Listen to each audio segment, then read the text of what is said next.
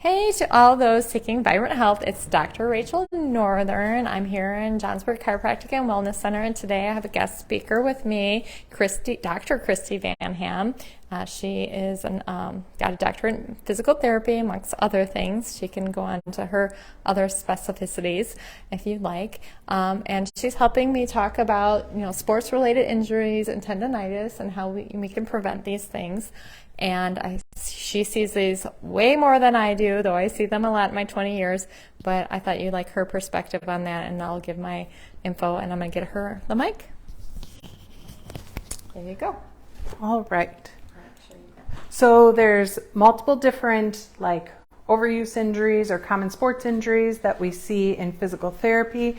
Anything from a shoulder dislocation to shin splints, and there's a lot we can do for those. There's going to be 9 tips I can give you to prevent those. So if you already have them, you can try chiropractic, physical therapy. If you want to prevent these injuries, try some of these tips. So the first one is to start slow. You just don't go out and run a marathon. If you can walk to your mailbox and back, great. If you can walk a mile and back, great. But start where you are. So I like to tell people that have no exercise experience, maybe start with 5 to 10 minutes of walking a few times a day to see if you can just build up that cardio. And then you want to make sure to warm up and cool down. So I'm training for a half marathon. So when I go to do my runs, I do a 5 to 10 minute warm up. And during that, I do some dynamic stretches. Dynamic stretches are things to get my muscles ready to move. And then I usually do a cool down at the end of my run. And then I end with some static stretches. So those static stretches are the traditional ones that you're used to, like the hamstring stretch you're going to hold for 30 seconds to 60 seconds. Some of the stretches I do, I hold for 30. Some I like holding for 2 minutes because they just feel so good.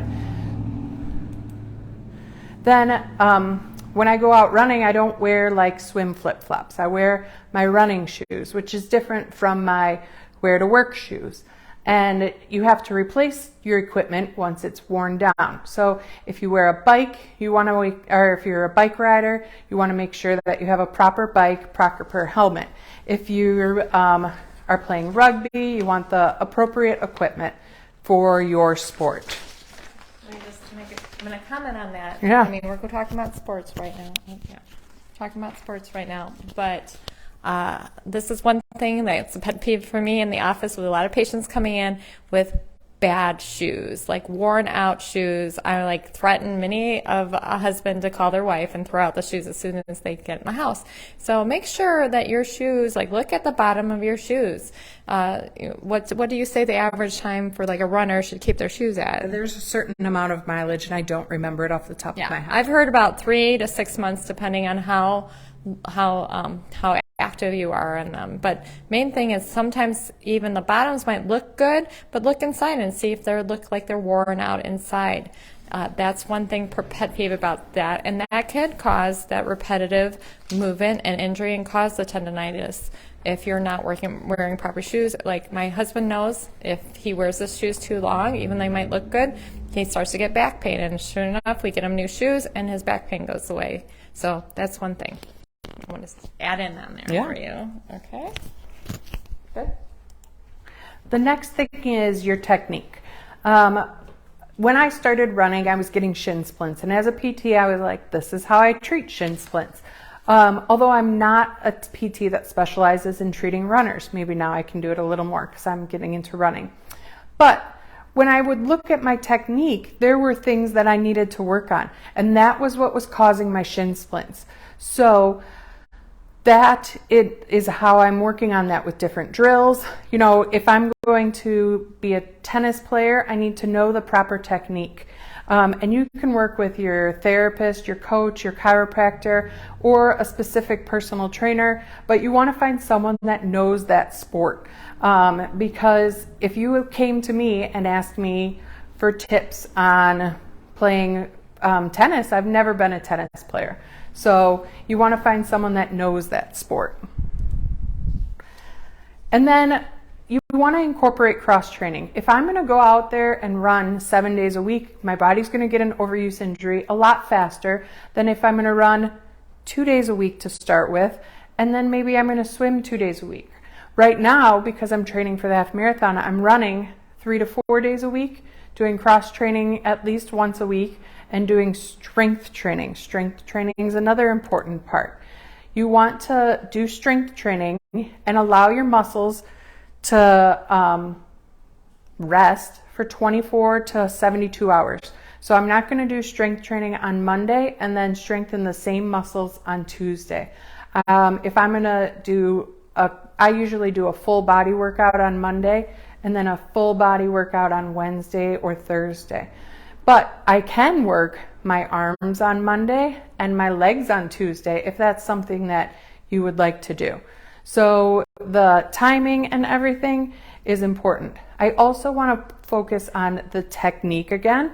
So my nephew, he's a cute little 10-year-old, but we were joking about lifting weights. And he's like, I can lift that. And he's lifting it like this. And I'm like, you're not even lifting it. So I lowered the weight for him and I showed him lift all the way up, lift all the way down, don't move your body as much. And it's hard to feel where your body is in space and to do that exercise. So if you need someone to take a look at you, or if you need, like, this is how I'm doing a plank and I don't know, if you can't see yourself doing a plank, videotape it, take a picture of yourself, or ask Dr. Rachel or a therapist or coach that you know that can take a look at you doing that exercise, and we can tune up if you need to.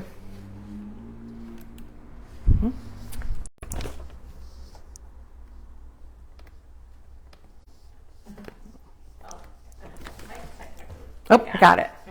The other thing is important is rest. So you want to incorporate rest days into your workouts. So the rest day can be 1 day a week, and the more active you are, like the day after I run my half marathon, I'm not going to go run another 5K. Maybe I'm going to go for a 30-minute bike ride or a 30-minute yoga session just to get my body moving. But I want to allow my body to rest for a few days after that half marathon. I rest every week. I do a rest day. It's usually on Sundays. And it doesn't have to be complete lay on my couch rest. It's like an active rest where I might walk the dog, so maybe a 30-minute mile. You know, a really slow mile just to get my muscles moving, my blood pumping, but nothing strenuous. And you always want to listen to your body.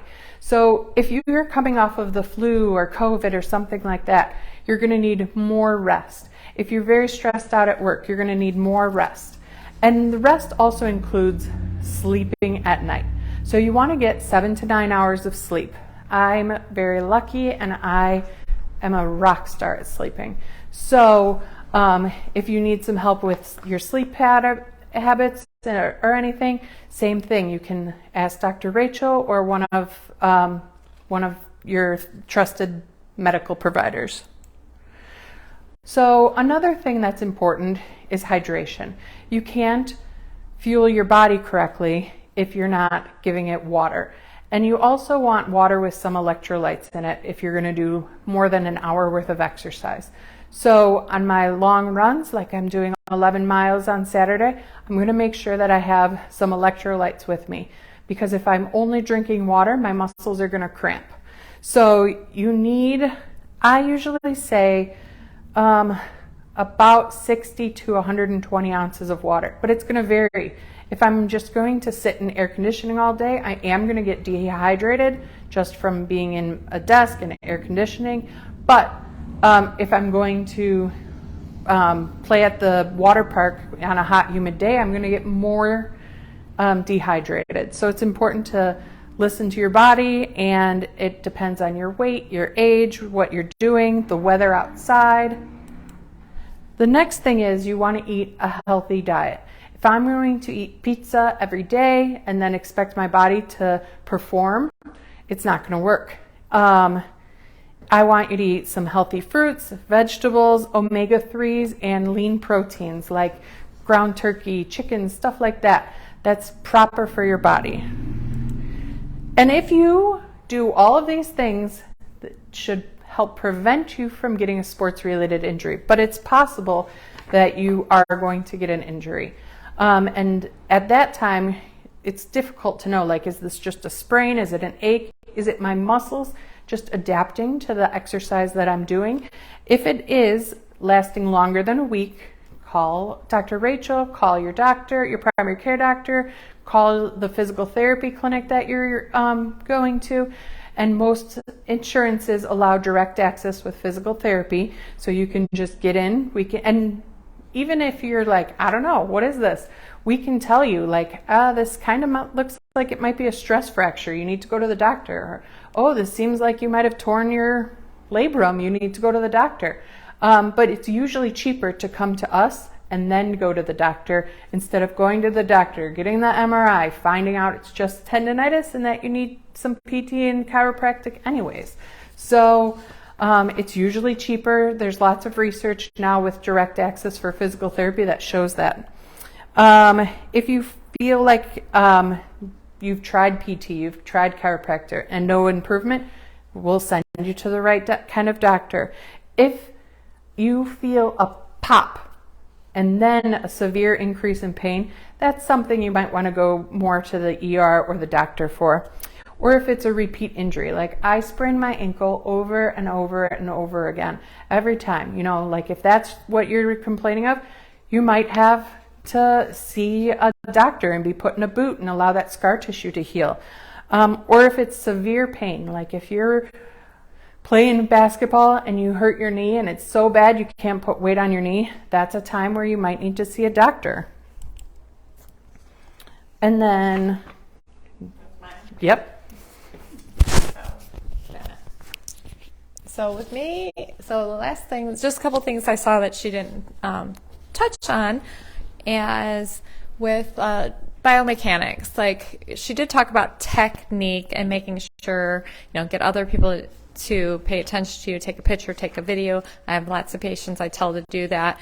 Also, I've had patients where somebody has recorded a video when they were playing a sport when they got injured, and I can look and see what happened in the biomechanics when the injury occurred. So that is helpful for us practitioners if we get that data to see what way. So the body is made to move certain ways.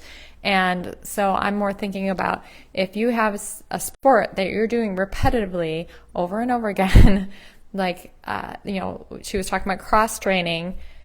Now, that I think is when you should rotate sports as well, because we now have sports that are going all year round. So volleyball all year round, baseball all year round, and those are repetitive, motions on the joints, and making sure you do some different movements. So that's gonna, another way to prevent is doing other sports, do other things that move your body different ways that are still keeping you active and agile and athletic.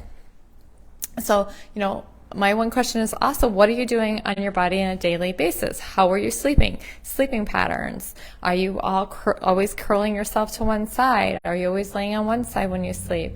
Do you, put your arm above your head, underneath your pillow? So those are little things you've got to think about on your day-to-day as well, because sometimes it's not the sport that's doing it, sometimes it's the day-to-day thing. Or do you tend to commute and you're sitting in a car, and I tell people to get in the car and lift your butt up, and then make sure you're seated straight and not cockeyed when you're sitting in a car for 45 to an hour. Also, your desk chair. I talk about sitting on a ball, if you can, at your desk, to try to make sure your posture is good, and make sure you got proper ergonomics. So what are you doing on a daily basis? In that reporting, what are you doing repetitively? So I've had a lot of people come in with injuries because they have their printer right next to them and they're always reaching to the left. And I said, one person I said, can you mix it up and put it on the other side, or make it where you can turn your whole body to reach for the paper. figure out, like, set up your desk a little bit differently. Again, back to proper equipment, making sure you have the proper equipment for the sports that you do. So make sure you have, the proper sizes of your bats and such. So what else can you change? Can you change some of the positions you're in? And that I'm talking about even positions in sports. Maybe you want to change positions into, maybe instead of first base, go outfield, or, in football, try a different position and see if that is maybe helpful to mix it up. Maybe you can be able to play 2 different positions, and that'd be good for you to get different motions for what you're doing. So that's one thing. And then, of course, are you getting adjusted? Because if your joint is not in proper placement with the hard tissue underneath, then you're going to have some irregular movement. So my joke is, I have patients come in, they're like, well, I have a degenerative hip on one side, and I'm like, but the other side's not degenerative? Aren't they the same age? Why is one degenerated and the other one didn't? So usually it's because somewhere along the line, some pattern, the subluxation happened, and then that joint is over and over moving irregularly, not how the natural movement like it should, and then we have it deteriorates faster than the other side, even though they're the same age. So, if you got both hips degenerated, then maybe it is an age thing or a genetic thing. But what's great about working with Kristi, she comes in about once a month here in the office. So most of my patients come in, they're very self-directed, and they don't want to go to have someone hold their hand to do their exercises. And so when I have someone in, they have a repetitive thing or tendonitis or something that I've adjusted them, their biomechanics are cleared up, because a lot of times I don't have to send them to a physical therapy, because just by putting the joints proper place, some of that stuff resolves on its own. But the tough cases, then I make sure to try to get into Dr. Kristi, and then she can evaluate them and give them exercises to help counterbalance whatever muscular imbalance they have. And so she's great on that. Let's see, what's the next slide here? Yeah, so that's most of our talk today. So if you want to contact us, you can reach us through my website, www.thedoctorinu.com.